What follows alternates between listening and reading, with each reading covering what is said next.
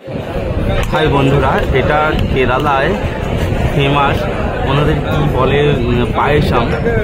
আমরা জানি না, তবু খাবার তো ট্রাই করতেই হবে, কারণ যেখানে গেছি সেখানে ট্র্যাডিশনাল ফুড তো ট্রাই করাটা খুব দরকার, যে কেমন খেতে হয়।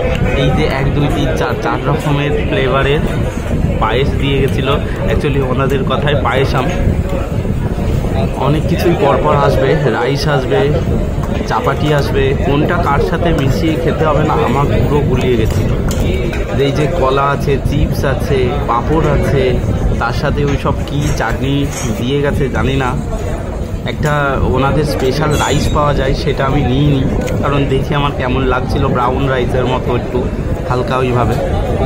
বাট কোনটা কার সাথে খেতে হয় না সত্যি না জানা থাকলে গুলিয়ে যায়। আমাদের পাশেই কেরালা ডিস্ট্রিক্টেই কিছু মানুষ বসেছিলেন, ওনারা বেশ ভালো আমাদেরকে বলে দিচ্ছিলেন যে এই পায়েসের সাথে এইটা খেতে হয়, ওই পায়েসের সাথে ওইটা খেতে হয়। ঠিক আছে, তবে আপনি যদি কোনো কিছু একটা পায়েসের সাথে ওইটা মিক্স করে খাওয়ার আপনি ভুলে যান, সেটা কিন্তু আর রিপিটেশন আসে না। তাই একটু জেনে তারপরে খাবেন। আমি রাইস নিয়েছিলাম আমাদের এইখানেই যেমন নর্মাল রাইস পাওয়া যায় তেমন রাইস, আর এইসব কী সব ভাজা ভুজি আমি জানি না, ওই যা দিয়েছে তাই মোটামুটি খেয়েছি, যত পেরেছি খেয়েছি। আর ওনারা বসেছিলেন আমাদেরকে একটু গাইড করেছিলেন, আমরা খেয়েছি। আপনারাও ট্রাই